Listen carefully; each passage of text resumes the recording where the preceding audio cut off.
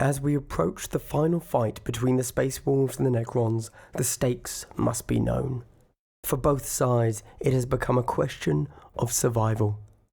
The Space Wolves have located the gate allowing reinforcements, and the Necrons have ascertained the nearest spaceport, which will soon be host to multiple Thunderhawk gunships inbound with fresh Space Marines in overwhelming number. As both teams push out their targets, a chance meeting between two Special Forces units who just so happen to use the same back route through the city leads to an engagement neither side were prepared for. And now, in this unexpected meeting, the fate of one team is to be decided. For if enough of either side break through the opposing lines, then the surviving team will have enough explosives to do their job of halting any more reinforcements. And from there, it will be little more than a minor inconvenience to eradicate the rest of the enemy force. And here in our final battle of will and wit and strength and brawn and heroism and extreme cowardice, we have the Space Wolves. In this one, my friend went with what I would consider a more fun list. By which I mean there's a bit more variety. You see we've got a shotgun, plasma gun, I think we have a melter, perhaps a combi melter, I think. Oh, is that a flamer? We'll have to see in a different angle. But yeah, this list just seemed like a lot more fun for him to play and for me to play against, because in the previous matches it was pretty much all just this guy has a bolter. And that's not really what gets me going when you think of Astartes. Although maybe I'm being biased with my true roots showing through of preferring Deathwatch, because I think, you know, their customizability is really cool. And on this one, his Space Wolves have gone with that. Next up, posing on some lovely terrain for us, we have my Necrons. It's all the guys we know and love, except this time the leader is Tesla. Is the Tesla Immortal. I only really went with the Tesla on this one because I thought I'd like to mix it up. I don't think the Tesla's actually good, but maybe I'm wrong. Let's find out. If I'm honest, it's the lack of AP that scares me with it. Okay, let's jump into it. And here we are after our setup. Now, the point of this mission is the more models you get off the enemies of the opposing table is victory points. I believe it's pretty much the narrative version of Terror Tactics, that match that nobody likes.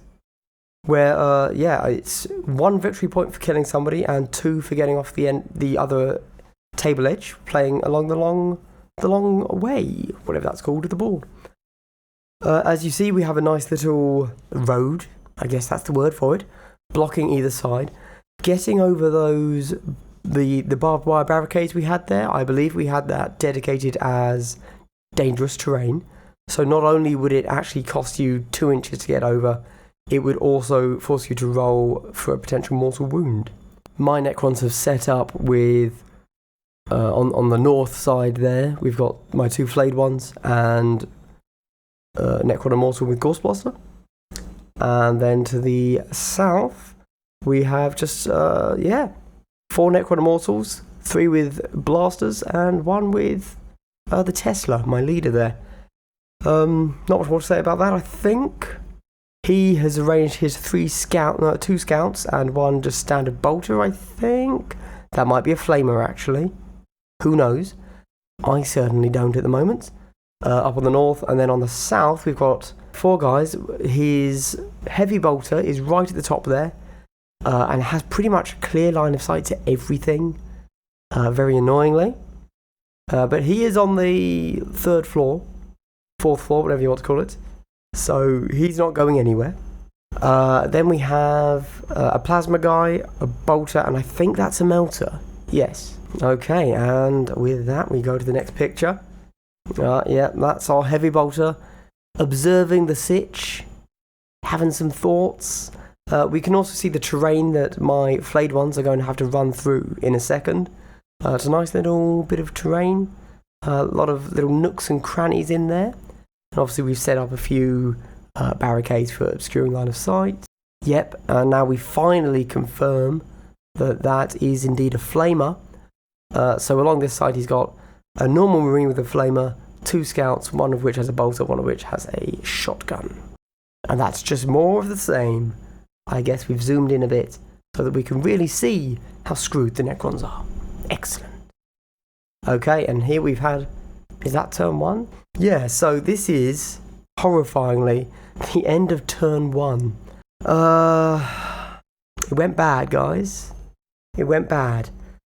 So, let's do the north first. That's a bit easier. Both of my flayed ones are alive. You just can't quite see one of them. I assume we've got a picture coming up soon that will see them. And I managed to kill, with my immortal, his flamer. That's how that went. That was going well for me. Good stuff. To the south, looking pretty bad. So first turn, I lost 2 immortals. And both of the others had flesh wounds. Yeah. I still have my leader. He's still technically alive, but blimey. And now we have a melter, a plasma, and a bolt gun pointing down at just 2 immortals. I'm going to be completely honest and let you know that at this point, not going to lie, I mentally told myself, you know what, if I lose another immortal, or if I lose these 2 immortals, I'm just gonna concede. Because honestly, what's the point? So, let's see how this goes. Is this going to be a really short episode? Yes, okay.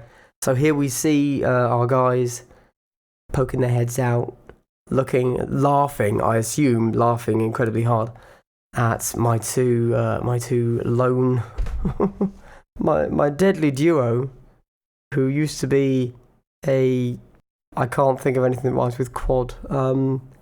My quad squad, they're still, it's painful.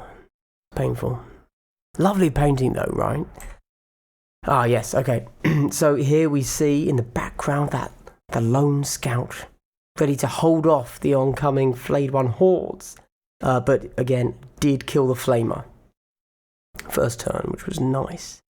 Oh, yeah, okay. So here we have turn 2. It must be turn 2. So, what's happened here? I've lost my leader. However, must have rolled a 6 on the injury roll there because the final immortal has lost his flesh wound. So, swings and roundabouts. Yeah. Up to the north.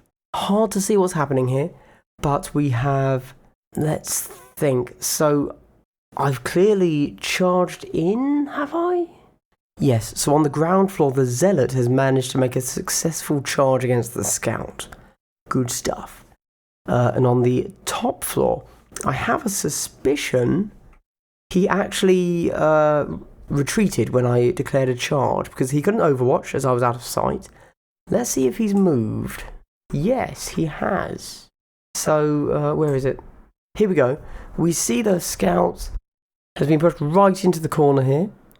However, when we come back to him here, he's moved back a few inches. So, there you go. Interesting. Is that definitely... Yeah, there you go. So, he declared a retreat, and I believe I wouldn't have made it anyway, judging by where I stopped there. But, nice little bit of tactical play. Okay, and here, for some reason, I've decided to give a nice little... showdown of just how screwed my Necron is. Yeah, my Necron Immortal looking happy. I feel like I've jumped and skipped something here, but what's happened? Okay, so to the south, unfortunately and rather unsurprisingly from a statistical point of view, my Necron Immortal did not manage to survive a plasma gun, a melter gun, and a bolt gun destroying him. So he's gone. which leaves me with 3 troops. We haven't seen it yet, but to the absolute north of the board, the very northern line there, my Necron Immortal was actually still there. He decided not to engage, didn't go for the charges. He's just advancing up, trying to get to the end of the board and actually get me a victory point. The scout on the ground floor fell back, to which my flayed one then said, well, screw this, I'm running away, instead of trying to stay with him and charge again. Because don't forget, guys, play the objective. I've got no idea what my flayed one on the first floor is doing. Did he charge? I don't know. Why is he there? I feel like he should have run away, but okay, whatever. Well, it would appear that my Necron Immortal did some work as well, which is lovely to see. Killed the melter gun. Cool. Unfortunately, I don't really have any pictures of what went down in the final round, but let me try and break it down for you. Is there a best picture? So, going all the way back to the first setup picture here, this Necron Immortal finished the 4th turn, or the 3rd turn, I can't remember, just here. Then one of the flayed ones was here, and one of the flayed ones managed to make it off. He moved one of his scouts there to block both my Necron Immortal and my flayed one from getting off. However, my flayed one managed to get a kill, I assume. And then in the next turn, I got both of them off, leaving me with a total of 6 victory points for getting those 3 off, and 1 victory point down here for getting a kill. And this was the final turn. Yeah, I managed to get my 3 guys off and get 1 kill on him, giving me a total of 7 VP, I believe. And here we see he then got to spend the next 1 or 2 turns sprinting his remaining guys up, he only needed 1 VP to beat me, so if he got 1 guy off the board, it was a win. This was the final turn, and this wasn't not even a pose picture, this is how it actually ended. He was a single inch, what is that, inch and a half away from getting off the board.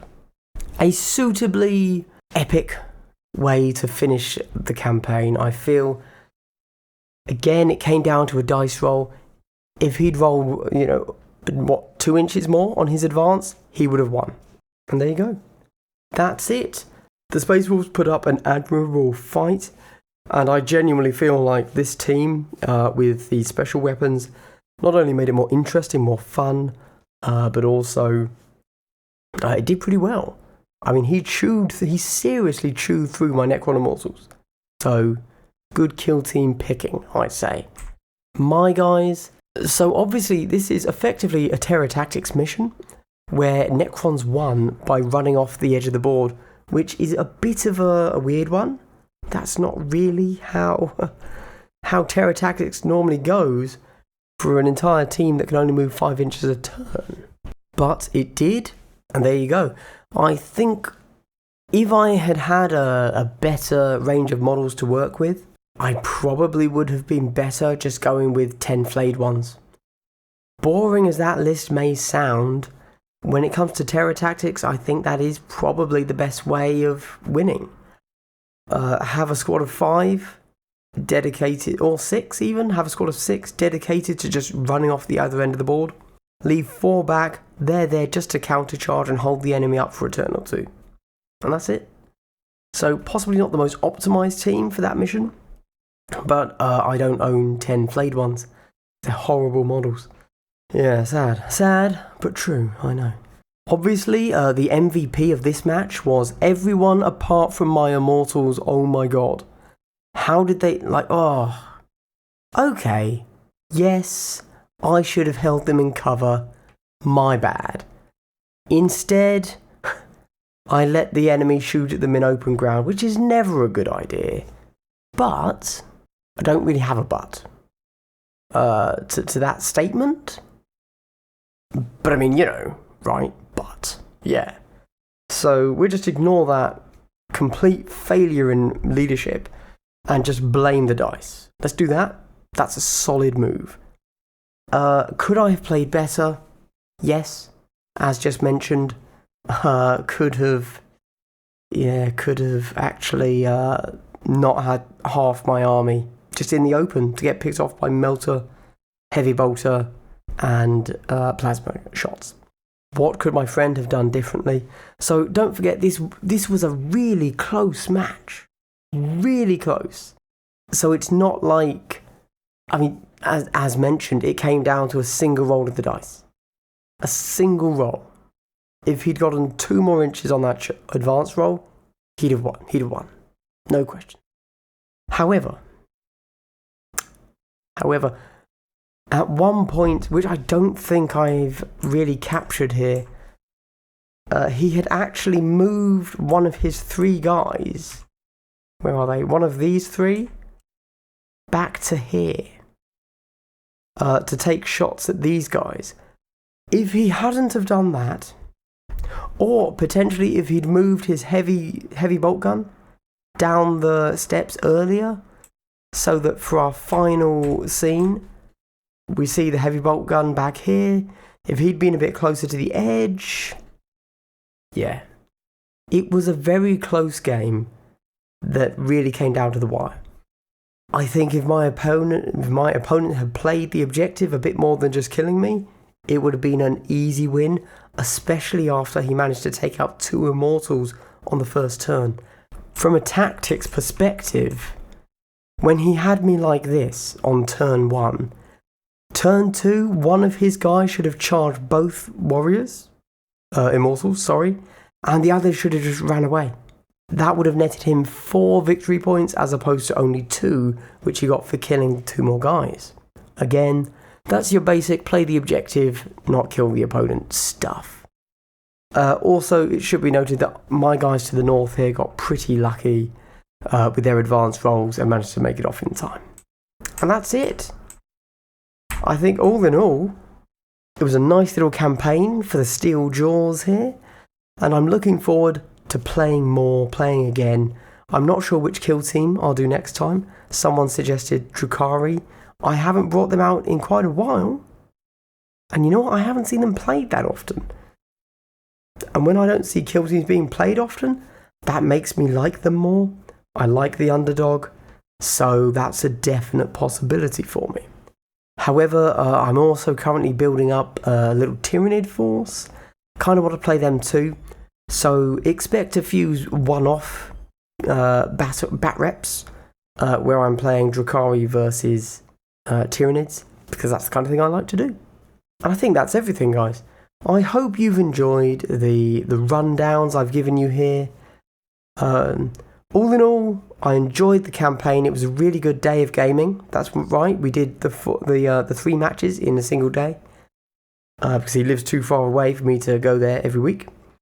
And also, it was a lovely day, as you see from just how well lit everything is.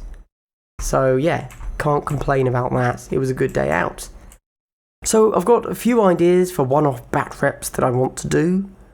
They're all going to follow the same format. I'll run down turn by turn, and then finally I'll give a little overview how I felt things went, where I messed up, so that anyone that wants to. And then of course I'll put it in the description. Jump to this bit, guys, if you want to only hear the wrap-up. If there's anything else you'd like to see, any particular teams you'd like to see play against other teams, please let me know. If I have the kill team, I'll definitely whip it out, show it for you. Hey. If not, I'll see what I can do, see if anybody else has one. Okay. I hope you've all enjoyed. This is Glass Half Dead. Hoping you've had a great day, and I'm logging out. See you guys. Bye.